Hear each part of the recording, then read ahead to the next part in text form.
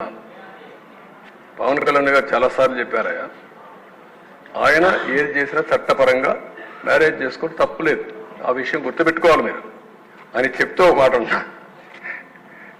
నువ్వు కూడా ఇన్నిసార్లు కలవరిస్తున్నావు, పోయి కాపురం చేయాలని చేయబోయా పోయి అని చెప్పా.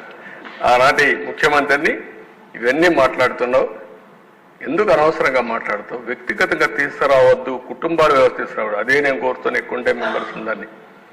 ఏ వ్యక్తి కూడా వేరే మహిళలకు ఏమాత్రం కూడా వాళ్ళ మనోభావాలు దెబ్బతినే విధంగా మీరు పనిచేయద్దండి. ఎవరైనా సరే, అది మనం వరస్ట్ క్రిటిక్ అయినా సరే, సోషల్ మీడియాలో కూడా నేను అది కూడా చెప్తున్నా. ఈ రోజు నుంచి సోషల్ మీడియాలో చాలా స్ట్రిక్ట్గా పెడతా, అవసరమైతే మొత్తం అనలైజ్ చేస్తా, సెపరేట్ విభాగం పెడతాం.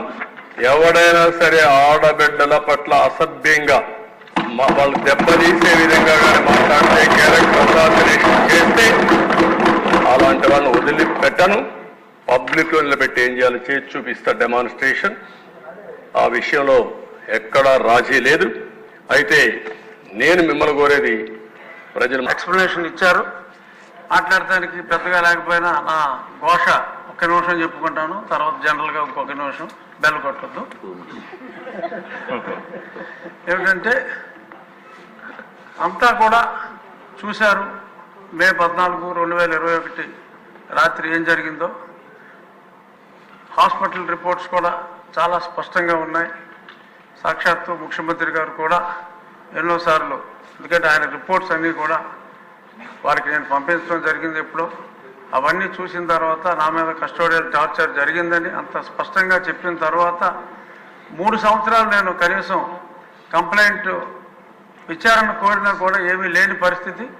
చిట్ట చివరికి ప్రభుత్వం మారి సుపరిపాలన చంద్రబాబు నాయుడు గారు ముఖ్యమంత్రిగా ప్రమాణ స్వీకారం చేసిన తరువాత నా కేసు రిజిస్టర్ చేయడం జరిగింది. మరి రిజిస్ట్రేషన్ అయితే అయింది, కానీ ఇప్పటి వరకు విచారణ ప్రారంభించలేదు. అందుకు బాధ్యులైన ప్రధానమైన అధికారులు 307 అటెంప్ట్ మర్డర్ కేసు అంత స్పష్టంగా ఉన్నప్పటికీ, జనరల్గా పోలీస్ డిపార్ట్మెంట్లో ఒక కేసు ఉన్నప్పుడు ఇమ్మీడియట్గా అధికారులను సస్పెండ్ చేయటం అనేది దట్స్ ద నామ్. ఇక్కడ ఇంకా అది జరగలేదు. సో కొంచెం అటువంటి అధికారుల్ని డీజీ స్థాయి అయినప్పటికీ కూడా శిక్షిస్తే పోలీసుల్లో కూడా ఇటువంటి వెధవ పనులు చేయకూడదని ఒక క్రమశిక్షణ అనేది వస్తుంది. త్వరితగతిన నా కేసు విచారించాలి అని చెప్పి గౌరవనీయులైన ముఖ్యమంత్రి వర్యులు, డీజీపీ కూడా ఇక్కడే ఉన్నారు, వాళ్ళకు కూడా తెలియజేస్తున్నా, మీ ద్వారా తెలియజేస్తున్నా. ఇక ఉద్యోగస్తుల్ని, టీచర్ల మీద కేసుల గురించి ముఖ్యమంత్రి గారు సభాముఖంగా ఆ కేసులు త్వరలో ఎత్తివేస్తామని చెప్పారు. అందుకు నా ధన్యవాదాలు. అలాగే తెలుగుదేశం పార్టీ నాయకులే కాకుండా, ఇక్కడ ఉన్న వాళ్ళు 90% కాకుండా, తెలుగుదేశం కార్యకర్తలు కాకుండా, తెలుగుదేశం పార్టీని వ్యక్తిగతంగా చంద్రబాబు నాయుడు గారిని అభిమానించే ఎంతో మందిని కూడా కొన్ని వేల మంది మీద కేసులు పెట్టడం జరిగింది. ఆ హెరాస్మెంట్ అనేది చాలా దారుణంగా ఉంది. వాళ్ళు పోలీస్ స్టేషన్ చుట్టూ, ఏదన్నా ఛార్జ్షీట్ అయితే కోర్టుల చుట్టూ తిరగలేని పరిస్థితిలో ఉన్నారు. వారందరినీ కూడా ఉద్యోగస్తుల్ని ఎలా అయితే అనుకుంటున్నారో అదే విధంగా మరి ఎలా చేస్తే బాగుంటుంది, దాన్ని అధ్యయనం చేయడానికి ఒక పోలీస్ ఆఫీసర్ని వేస్తారా, జడ్జిని వేస్తారా, త్వరితగతిన ఆ కేసులు మూసివేసేలాగా చర్యలు తీసుకోవాలని చెప్పి మీ ద్వారా ముఖ్యమంత్రి గారిని కోరుకుంటున్నాను. థ్యాంక్ యూ అధ్యక్ష.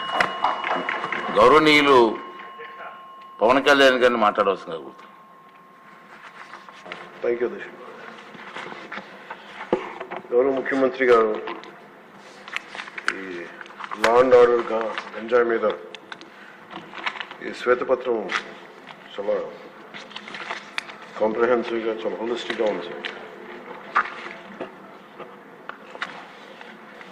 లోపల చాలా చెప్పాలనుకున్నా కానీ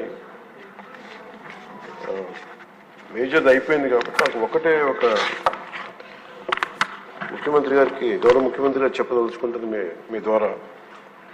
ఈ వే ఫార్వర్డ్ దాంట్లో దాదాపు 6 పాయింట్స్ తోటి చేశారు, ఎలా వే ఫార్వర్డ్ చేయాలని. సో ప్రత్యేకించి లా అండ్ ఆర్డర్ మీద ఇంకొంచెం లోతుగా ఇంకొక సెషన్ జరగాలి అని చెప్పి మీ తరఫున ముఖ్యమంత్రి గారికి అభ్యర్థిస్తున్నాను అధ్యక్షుడు.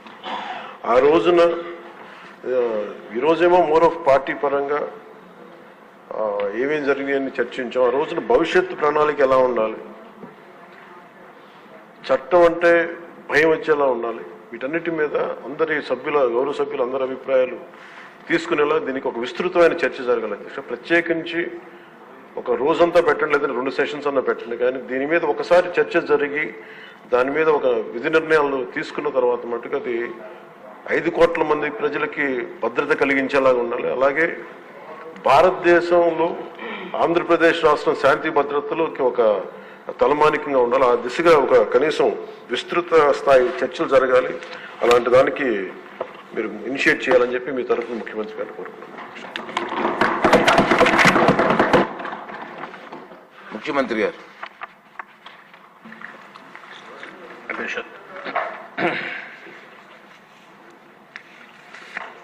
ఏదైతే పవన్ కళ్యాణ్ గారు ఇప్పుడే మాట్లాడారు, దీని మీద ఇంకా లోతైనటువంటి చర్చ కూడా చేయాలి.